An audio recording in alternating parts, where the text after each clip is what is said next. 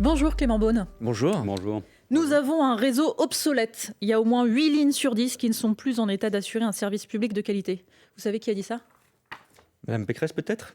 Eh bien non, c'est Jean Castex, ancien Premier ministre, actuel patron de la RATP à propos du métro parisien dans une interview hier à nos confrères des Échos. Après la maire de Paris, Anne Hidalgo, qui dit qu'on ne sera pas prêt pour les JO au niveau des transports, Jean Castex décrit un réseau obsolète aujourd'hui. On a raison de s'inquiéter. Je vous réponds tout de suite, mais Madame Braclia, vous avez dénoncé hier un certain nombre d'attaques et d'insultes, et donc je voulais aussi vous apporter mon soutien. Nous sommes dans un moment où il y a besoin d'apaisement dans le débat public, et je voulais le dire aussi à votre antenne, puisque c'est vous qui avez été ciblé ces derniers jours. Sur le fond de ce que vous évoquez, oui, bien sûr, il y a des difficultés dans nos transports publics aujourd'hui, JO ou pas JO d'ailleurs. Il faudrait être aveugle ou sourd pour ne pas le voir et ne pas le dire. Et là, un responsable politique doit évidemment nommer les choses. Mais un responsable politique, ce n'est pas un lanceur d'alerte. Un responsable politique, c'est un acteur. Quelqu'un qui apporte des réponses. Les transports sont organisés par la région Île-de-France, l'État les soutient. Et donc, mais quand vous avez Jean Castex, patron de la RATP, qui fait le constat aujourd'hui que 8 lignes sur 10 en fait, ne permettent pas de recevoir convenablement les voyageurs, non, alors, on a raison de s'inquiéter. Soyons précis.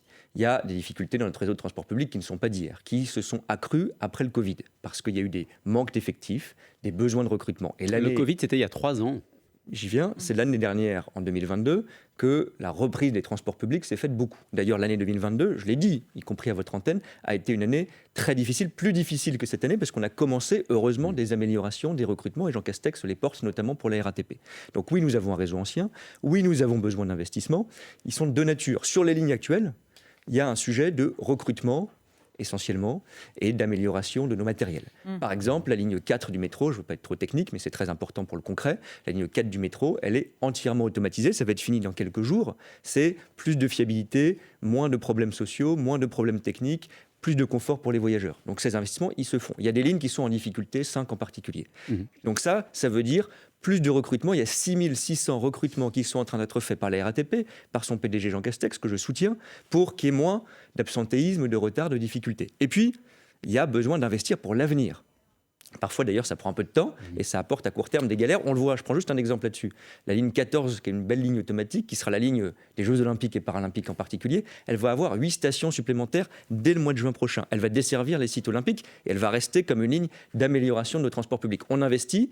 Les Parisiens, les Franciliens le savent, ça fait des fermetures en ce moment même pour faire ces travaux, mais ce sont des travaux pour investir. Mais est-ce suffisant, Clément Beaune, les 4 lignes de métro supplémentaires promises dans le dossier de candidature de la France, la 15, la 16, la 17, la 18, vous confirmez qu'aucune ne sera prête pour l'été prochain? Pardon, ça c'est faux. On a pris un engagement très important pour les Jeux Olympiques et Paralympiques. Je confirme à votre antenne, il sera tenu. C'est l'engagement de la France, c'est l'honneur de la France, de la ville de Paris, de la région, de l'État. C'est que tous les spectateurs, pour tous les sites olympiques et paralympiques, pourront s'y rendre en transport public. Aucune ville haute n'a fait ça, nous le ferons. Pour ça, il faut des lignes supplémentaires notamment. Oui. C'est la ligne 14, il faut des renforcements d'effectifs, c'est ce que nous sommes en train de faire. Et ça, ce sera fait. Et on va améliorer aussi les choses pour les Franciliens et les Parisiens en ouvrant des lignes supplémentaires. Ce que vous avez cité, ce sont les lignes du Grand Paris Express qui arrivent entre maintenant et 2030 par étape. L'engagement qu'on avait pris pour les Jeux, l'engagement qui a été pris pour les Jeux, parce que c'est actualisé régulièrement, c'est la ligne 14. C'est par ailleurs, même si ce n'est pas indispensable à la desserte des Jeux, le RER E et OL. Tout ça, je le redis, parce que c'est très important. Est-ce qu'il y a encore du boulot d'ici juillet 2024? Évidemment. Est-ce que c'est un énorme défi? Oui. Mais il y a des milliers d'agents de nos services publics qui sont mobilisés. Je prends l'exemple de la ligne 14. Les trains, ils sont produits jour et nuit, littéralement, à Valenciennes, par nos usines, pour qu'ils soient livrés en temps et en heure pour les Jeux. Clément Beaune, il y aura encore de l'investissement à faire. Mais Clément Beaune, si on parle de ce qui se passe en ce moment même, au moment où on se parle, il y a des millions de voyageurs qui sont en ce moment dans les transports parisiens et ils peuvent découvrir comme nous ce courrier révélé hier par le Canard enchaîné, une lettre du préfet d'Île-de-France, Marc Guillaume, qui vous a écrit il y a quelques jours et qui dit qu'à certains endroits, pendant les Jeux Olympiques, le plan de transport ne permettra pas d'acheminer les spectateurs ou ne le permettra que si tous les autres voyageurs, autrement dit ceux qui utilisent là en ce moment même les transports, sont dissuadés de le faire. D'abord, vous confirmez avoir reçu ce courrier ? Oui, je vais confirmer avoir reçu ce courrier, je ne vais pas vous dire le contraire. Je reçois régulièrement des courriers de nos préfets, de nos autorités publiques, et c'est normal. Ils n'ont pas vocation à être dans la presse, mais peu importe. Mais ça veut dire que les usagers du quotidien ne devront pas utiliser les Attendez, transports en commun pendant les Jeux Olympiques. Deux choses. D'abord, les engagements qu'on a pris, des lignes supplémentaires, des lignes de bus supplémentaires, ça seront tenus. C'est 15% d'offres en plus qui sera acheminé pendant les Jeux, parce que nous avons 800 000 spectateurs tous les jours qui devront aller en transport public sur les sites. Ça, nous le ferons. Mais les usagers du quotidien. Je finis juste là-dessus. Ce que dit le préfet, puisque le courrier est désormais public, il faut au moins qu'il soit interprété correctement. Il dit, à l'heure où on parle, on fait un point tous les mois, même avec le préfet tous les 15 jours, pour regarder là où on a bien ou pas renforcé l'offre de service. Il dit en gros, il y a encore du boulot. C'est vrai. Il y a encore du boulot. Il y a encore beaucoup de boulot, Clément Beaune. Attendez, je finis juste là-dessus. Je cite juste une phrase de la lettre. Il apparaît des tensions préoccupantes de sorte qu'à certains endroits, le plan de transport ne permet pas d'acheminer les spectateurs à cause du seuil de saturation qui seront régulièrement dépassés pendant les JO. J'y viens. Donc ça veut dire qu'il y a encore des lignes, des navettes supplémentaires à organiser, des renforcements d'offres à organiser. Oui, bien sûr, et ça nous le ferons, je le dis, et j'échange avec Valérie Pécresse qui organise les transports en Île-de-France. Très régulièrement, je l'ai encore parlé hier, pour renforcer cette offre, c'est très important. Je ne vais pas rentrer dans trop de techniques, mais il y a des endroits où, parce qu'il y avait beaucoup d'événements qui étaient prévus par le comité olympique, on va réduire ou étaler un peu ces événements festifs, pas les compétitions sportives, qui surchargeaient inutilement nos réseaux de transport public. Et pour les gens, les franciliens et les parisiens qui seront là, qui veulent aller au boulot, etc., on l'a dit, et on lancera toute une campagne d'information précise à partir du mois de janvier, qu'évidemment, il faudra s'organiser un peu différemment dans ces périodes. Pour ceux qui le peuvent, pas tout le monde, pour ceux qui le peuvent, plus de télétravail, prendre ses congés plutôt pendant cette période qu'avant ou après. Bien sûr, toutes les villes, c'est Londres d'ailleurs qui a lancé cette démarche, font cela pour les Jeux, pour qu'on décharge un peu nos transports du quotidien pendant cette période. Clément Beaune, Anne Hidalgo qui dit qu'on ne sera pas prêt, Jean Castex qui dit que le matériel est de mauvaise qualité, est vétuste, le préfet d'Île-de-France qui alerte, ça commence à faire beaucoup, on a l'impression que tout le monde ouvre le parapluie. Mais moi je ne suis pas pour la République de l'irresponsabilité et ouvrir des parapluies. Moi mon boulot c'est pas de dire ces machins, ces trucs, etc. Moi je suis ministre des Transports, j'ai la responsabilité de coordonner tous ces efforts pour que, on soit prêt pour les Jeux. Il y a encore du boulot, mais ce sera fait. On a 400 km de pistes cyclables qui sont en construction. On a 15% de renforcement de l'offre de service. C'est en train d'être atteint et on fait le point jour par jour. C'est un boulot extraordinaire puisqu'on n'a jamais fait une opération de transport aussi importante dans notre pays. Un boulot compliqué, Clément. Pardon, je finis juste là-dessus, c'est très important pour ceux qui nous écoutent. On nous avait dit, encore la veille de l'ouverture de la Coupe du Monde de rugby, vous serez incapable de faire une Coupe du Monde de rugby 100% transport public. On l'a fait pour la première fois de l'histoire. Donc moi, je trouve que quand on est responsable politique, plutôt que de cracher sur notre pays en disant on est nul, on n'est pas prêt, on n'y arrivera pas, retroussons-nous les manches. Elle crache sur notre pays, Anne Hidalgo ? Oui, je crois qu'on va dire sur un plateau de télévision, elle n'est pas venue me voir pour me le dire, quand on va sur un plateau de télévision, on dit avec un grand sourire, non pas on n'est pas prêt, il y a des difficultés, ça c'est un fait, mais on ne va pas être prêt. On ne sera pas prêt. Ça c'est grave. Et ça je le maintiens, quand on a une responsabilité politique d'accueillir le monde et d'organiser les Jeux, c'est grave. Et ensuite, parce qu'il n'y a pas que les Jeux, il y a la vie quotidienne de ceux qui nous écoutent et qui galèrent aujourd'hui. Pour eux, on recrute, on investit, ça va mieux que l'an dernier. Il y a certaines lignes où c'est encore très difficile. Et j'insiste, c'est la région qui organise les transports, mais j'ai mobilisé 500 millions d'euros d'investissement dès 2024 pour qu'on accélère tout cela et qu'on change la vie des Franciliens et des Parisiens au-delà des Jeux. Tout le monde doit prendre ses responsabilités. Vous prenez les bus parisiens, le principal facteur de retard, c'est les travaux de la ville de Paris. Donc plutôt que de se renvoyer la balle, essayons de bosser ensemble. Valérie Pécresse vient à chacune de mes réunions, pas Anne Hidalgo, j'en fais une le 19 décembre, elle est la bienvenue. Clément Beaune, ministre des Transports, avec nous jusqu'à 9h sur France Info. On vous retrouve dans une minute juste après le fil info Maureen Suignard, 8h41.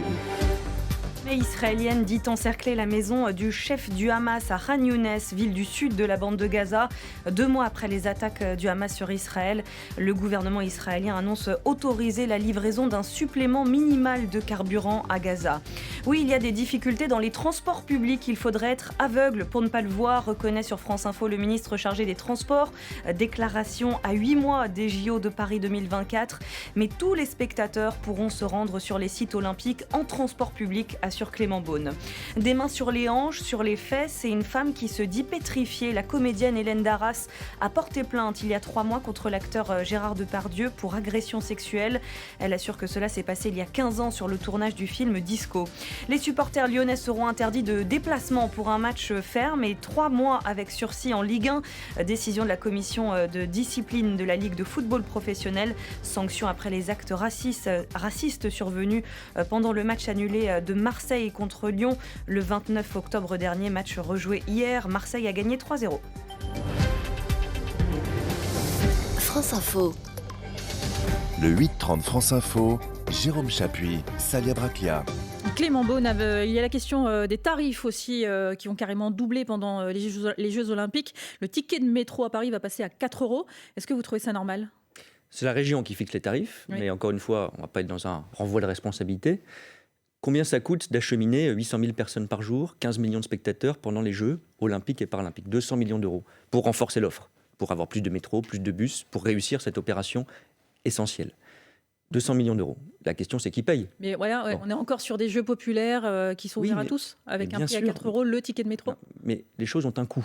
La question, c'est qui les paye. On ne peut pas faire croire que les choses sont gratuites dans la vie, ça n'existe pas. Alors là, pour le Donc- coup, il y avait vraiment un engagement, c'était écrit dans le dossier de candidature, Attendez. il n'y aura pas d'augmentation des tarifs. Il y a deux choses. Il y a eu un engagement qui a été pris il y a longtemps, bien avant que je sois ministre des Transports, qui était à un moment que ça soit lié, comme à Londres, au billet. Vous achetez un billet sportif, vous avez la gratuité dans les transports. Le comité olympique est revenu parce qu'il y a eu des dépassements de coûts et qu'on ne voulait pas faire payer par un impôt les Français pour les Jeux. Donc ça me paraît normal que les touristes, les visiteurs payent. C'est ça le sujet. Ça coûte 200 millions d'euros d'avoir ces 15% d'offres supplémentaires pour qu'on y arrive justement. La question, c'est est-ce que vous mettez toute l'année du Navigo supplémentaire ? Je pense qu'on ne veut pas ça. Moi, je ne veux pas ça. Parce que ça ferait 6 € supplémentaires de Navigo toute l'année pour tous les Franciliens et Parisiens. Je ne veux pas ça, et Valérie Pécresse n'a pas voulu ça, elle a raison. La question, c'est vous faites un pass olympique pour les visiteurs, les touristes, les spectateurs des Jeux qui viennent souvent du monde entier, qui ont honnêtement les moyens de payer 10 € par jour. 10 € par jour, c'est 3 fois moins cher qu'à Londres pour des transports illimités. C'est cher quand Bon. même. Ouais. Mais Ah, pardon, pour, et- pour ceux qui vont bosser au Alors, jour le jour, qui n'ont pas de passe je le dis, annuel ou d'abord, passe je le mensuel, dis, Je pense C'est qu'il trop. fallait être plus clair en communication. Ouais. Valérie Pécresse le fera. Mais le Navigo mensuel, le Navigo annuel, il ne bouge pas. Donc ça, c'est quand même très important parce qu'il y a eu ce fantasme que vous alliez payer plus cher votre Navigo mensuel ou annuel à l'occasion des Jeux. Non. Et puis, il y a la question des tickets. Il y aura une discussion au Conseil régional la semaine prochaine pour fixer les prix, organiser les choses. Mais les Franciliens pourront évidemment acheter des tickets en avance. Et là-dessus, j'ai vu qu'il y avait un débat entre Mme Hidalgo et Mme Pécresse. Je ne m'immisce pas. Ils auront la discussion la semaine prochaine. Et Clément Beaune, Je préfère de manière générale, parce que j'ai vu qu'il y avait encore une lettre de Mme Hidalgo, plutôt que de s'écrire dans la presse, que les débats se fassent dans les instances de Vous décision. parlez, C'est on mieux. a l'impression que vous ne parlez pas. Mais bien sûr, et je le dis parce que je veux saluer tous les agents et toutes les équipes à la ville de Paris, à la région, dans mon ministère, à la préfecture, etc., qui travaillent ensemble. On se réunit tous les mois sous ma présidence pour organiser les choses. Il y a des milliers d'agents publics de toutes les collectivités, peu importe qui Oui, mais sont en pourquoi train de tout est bosser. déballé dans la presse ? On a l'impression que vous parlez par presse interposée. Non, moi, écoutez, je dis, travaillons ensemble. Oui, on sera prêts. Oui, il y a du boulot. Et plutôt que de dire, on va pas être presse et machin, etc., moi, je ne dis pas cela. Je dis, retroussons-nous les manches, travaillons ensemble et on va y arriver. On a réussi une Coupe du Monde de rugby exemplaire, y compris sur les transports. On va réussir des Jeux exemplaires sur les transports. il y a un autre enjeu très important dans la perspective des Jeux Olympiques, surtout après l'attentat de Paris samedi dernier. Est-ce qu'il faut donner plus de pouvoir aux agents de sécurité dans les transports pour rassurer les touristes qui vont venir ? Oui, je le crois. Il faut prendre en tout cas encore davantage au sérieux le sujet de la sécurité dans les transports. Dès qu'il y a eu malheureusement le drame d'Arras, l'attentat d'Arras, la Première ministre a augmenté la posture Vigipirate attentat. J'ai réuni le secteur des transports. Les prendre au sérieux, Mais concrètement, ça se alors, traduit comment ? Ça veut dire plus d'effectifs, très concrètement.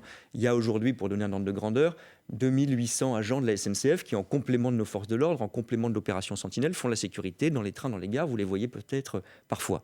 1000 agents, presque 1000 agents à la RATP, par exemple. Ces agents-là, il faut en avoir plus, tout simplement. Donc, c'est des recrutements qui sont en train d'être faits. Pour donner un exemple C'est très dur les concret. recrutements en ce moment. Oui, c'est dur les recrutements, mais pareil, c'est un défi, il faut y arriver.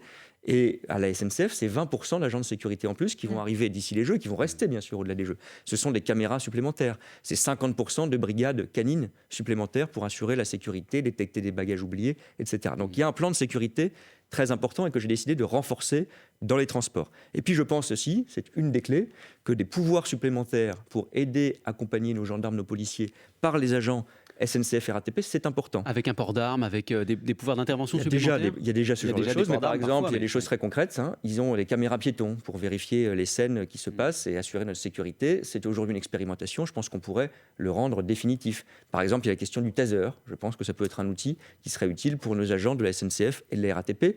Il y a aussi des questions très pratiques. Ils ne peuvent pas intervenir à quelques mètres de l'entrée de la gare. C'est plus possible. Il faut qu'ils appellent la police. Donc Je pense que élargir les périmètres. Oui, et je sais que plusieurs parlementaires le souhaitent aussi. Il y aura sans doute une proposition de loi dès le début de l'année pour travailler sur ce sujet, renforcer les compétences. C'est vrai pour les Jeux, mais c'est vrai pour la vie quotidienne surtout. Pour la sécurité notamment, il y aura une particularité dans le ciel de Paris Oui, pour assurer la sécurité des Franciliens et aussi des Parfait. visiteurs. absolument, c'est parfaitement normal et on a donné cette information à toutes les compagnies aériennes du monde. C'est que pendant la cérémonie d'ouverture, qui est très regardé et donc exposé, vous aurez entre 19h et minuit, le 26 juillet 2024, une interdiction de survol totale de Paris et à 150 km autour de Paris.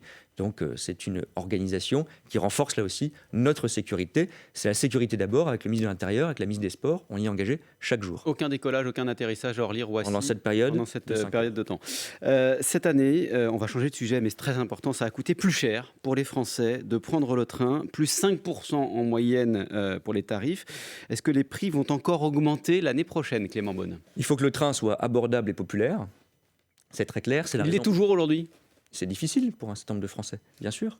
Donc il faut plus de trains. C'est d'abord cela que nous demandent les Français. On en parlait, pour moins de galères. Et il faut que ça reste abordable. Et donc il y avait un bouclier tarifaire dans une période d'inflation très forte l'an dernier, qui a protégé les Français contre des hausses de prix liées à l'énergie, etc., qui auraient été insoutenables. Je veux qu'on ait de nouveau un bouclier tarifaire l'année prochaine, mais qui soit un peu différent. Heureusement, l'inflation est plus faible. Et je veux qu'il soit ciblé, justement, sur les Français qui connaissent le plus de difficultés à prendre le train, parce que ce sont des Français de classe populaire, moyenne, ou qui ont des lignes qui sont particulièrement dégradées. Très concrètement, on va prendre 4 mesures. D'abord, il y aura un gel des tarifs sur le Ouigo. Le Ouigo, c'est un TGV sur 4, c'est souvent le TGV que prennent les jeunes, que prennent les gens qui ont un peu moins de moyens. Ça permet d'avoir de la grande vitesse accessible pour tous sur beaucoup de lignes. C'est très important. Gel des tarifs sur le Ouigo. On fera aussi un gel des tarifs sur les trains intercités. Les corails qu'on connaît, les intercités aujourd'hui. Pourquoi ? Je l'ai souvent dit, parce que c'est des trains qui ont été négligés, pas assez d'investissement. C'est plus de 12 millions de Français chaque année qui prennent ces trains, qui me disent tous les jours, c'est compliqué, c'est des galères, on rachète des nouveaux trains, mais on va leur faire aussi un gel des tarifs. C'est une question de respect pour l'année prochaine. Il y a la fameuse carte avantage dont on avait parlé l'an dernier. Oui. Dont le prix a augmenté. Oui, c'est presque 5 millions de Français qui prennent le train avec des réductions grâce à cette carte. Les prix plafonds avaient augmenté au mois d'août. J'ai exigé de la SNCF qu'il n'y ait pas de nouvelle hausse en 2024 sur les prix plafonds. Pendant toute l'année 2024. Oui, absolument, c'est très important. Et je confirme aussi qu'on va lancer d'ici l'été prochain, l'été 2024, le Pass-Rail. Le Pass-Rail, c'est aussi une mesure de baisse des tarifs, parce que ça va permettre, pour un prix qui sera très accessible, on est en train de le définir avec les régions. On a un ordre de grandeur. L'ordre de grandeur, c'est ce que font les Allemands, c'est-à-dire autour de 49 € par mois. C'est l'ordre de grandeur, mais on est en train d'en discuter avec les régions. 49 € par mois, voyage illimité ? Pour les TER et les intercités. Toujours en France. Exactement. On est en train d'en discuter avec les régions. J'ai vu encore Carole Delga, la présidente des régions de France cette semaine. Elle est très engagée. On a, je vous ai parlé des discussions techniques, évidemment des débats financiers, des choses comme ça. Mais pour l'été 2024, ce sera une très belle mesure qu'on va mettre en place. Il sera commercialisé là très bientôt, au printemps sans doute avant l'été. Mais c'est un engagement du gouvernement, du président de la République lui-même. Ces 4 mesures, le gel des tarifs sur Ouigo Intercité, sur la carte avantage dont les plafonds n'augmenteront pas et sur le Pass-Rail, ce sont des mesures concrètes de trains plus accessibles, notamment les trains du quotidien. Clément Beaune, le ministre des Transports, est avec nous jusqu'à 9h sur France Info. On vous retrouve juste après le fil info dans 1 minute, 8h51, Maureen Suignard. C'est un scénario catastrophe pour Kiev alors que la contre-offensive patine face à la Russie. Le Congrès américain refuse de voter une nouvelle enveloppe d'aide budgétaire à Kiev. Les Américains sont pourtant ceux qui aident le plus les Ukrainiens. Refus aussi pour une nouvelle aide à Israël. L'ONG Reporters sans frontières demande l'ouverture aux journalistes du poste frontière de Rafah à Gaza. L'armée israélienne a étendu ses opérations au sol à l'ensemble du territoire. Le chef de l'ONU met en garde contre un effondrement total de l'ordre public bientôt à Gaza. Une première nuit en détention provisoire et à l'isolement, l'assaillant du pont de Bir Hakeim est mis en examen pour assassinat et tentative d'assassinat en relation avec une entreprise terroriste. Un touriste est mort le week-end dernier. Il a agi tout près de la tour Eiffel mais dit avoir envisagé une action non loin sur le site du mémorial du Veldiv. Les Bleus font le plein, se félicite la Fédération française de football. Tous les billets réservés à la FFF pour voir les Bleus à l'Euro 2024 ont été vendus hier en seulement quelques heures, 29 000 places au total. France Info. Le 8-30 France Info, Jérôme Chapuis, Salia Braclia. Toujours avec le ministre délégué chargé des Transports, Clément Beaune. À partir de lundi, les billets pour le train de nuit Paris-Berlin seront mis en vente, 9 ans après son interruption. Ce sera considéré comme une réussite. À quel niveau de remplissage du premier train ? Alors, ils sont déjà en vente, je vous rassure, parce que le premier train, il va circuler dans la nuit de lundi à mardi. Donc, c'est lundi qui je serai circule. dans ce train. Et il est plein ? C'est très symbolique. Ah, vous y allez ? J'y vais absolument. C'est un train Berlin-Paris en l'occurrence, Ouais. donc je ferai ce trajet-là. Non, c'est une très belle nouvelle parce que c'est la relance du train de nuit. Les ventes sont bonnes, en effet, sur ces trains, pas seulement le premier. Il y aura des jeunes, notamment franco-allemands, qui seront à bord de ce premier train, qui est un peu symbolique, mais les ventes sont très bonnes pour la suite. Et puis on va rouvrir aussi, parce que le train de nuit, c'est pas seulement l'Europe, même si ça me tient évidemment à cœur. Ce sont des lignes sur notre territoire. On va rouvrir dès dimanche. Paris-Aurillac, c'était très attendu. On a un plan de développement du train de nuit. On a rouvert, alors qu'on faisait que fermer, on a rouvert 2 lignes ces 2 dernières années. On en ouvre encore 2 dès ce dimanche. J'y tenais beaucoup et j'ai tenu cet engagement. Et on va continuer jusqu'à 10 lignes de trains de nuit qui vont rouvrir dans notre pays. C'est le plan de Jean Castex qu'on met en place pour que ça soit aussi un mode de transport écologique populaire. Cet été, j'avais fait diviser par 2 les tarifs sur l'Intercité et sur les trains de nuit. Ça a très bien marché. Et donc, je pense que là aussi, c'est une façon de faire aimer le train et changer un peu nos modes de déplacement. On a beaucoup parlé de Paris, mais on va continuer parce qu'il y a une décision importante qui dépend en partie de vous. La ville de Paris a annoncé à l'occasion de la présentation de son nouveau plan climat son intention de réduire la vitesse sur le périphérique à 50 km/h. Vous aviez dit que cette décision était prématurée. Quelle va être votre décision ? Oui, alors, le périphérique, il est géré par la ville de Paris. Mais sur des décisions comme ça, il faut évidemment une validation de l'État. Et donc, je pense que ce n'est pas une bonne idée, à court terme, d'avoir cette limitation de vitesse. Pourquoi ? Parce que la ville de Paris, qui précipite ses annonces, peut-être pour faire oublier d'autres sujets, a dit on va faire une voie réservée sur le périphérique. J'y suis ouvert. Parce que je pense qu'il faut du covoiturage, encourager les transports publics. Donc, vous voyez, moi je dis les choses telles que je les pense. Je pense que la voie réservée, c'est une bonne chose. Si vous faites en même temps la voie réservée, c'est un festival, hein, c'est censé être pour la fin de l'année 2024. Oui. Puis, et en même temps, le périph' à 50, ça veut dire qu'il n'y a aucun moment où vous pouvez aller au-delà de 50. Je pense que là, vous allez rendre les gens fous. Et surtout, là aussi, c'est une question politique et de respect. On parlait de coopération.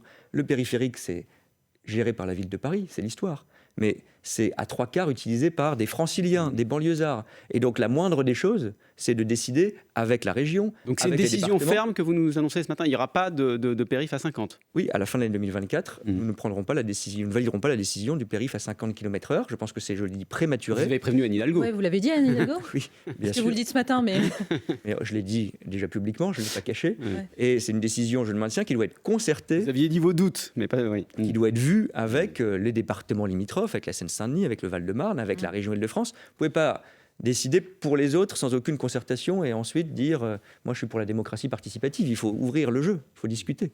Clément Beaune, vous n'avez jamais caché votre intérêt pour la mairie de Paris. Et on vous entend ce matin, on en a la confirmation. Est-ce que vous êtes de ceux qui disent Non. qu'il faut changer le mode de scrutin pour pouvoir élire la maire de Paris, le ou la maire de Paris, mais aussi de Marseille, de Lyon ? Je corrige une nuance, je suis aujourd'hui élu de Paris, je suis député de Paris. Mais toutes ces questions dont on a parlé, ce sont des questions d'intérêt national.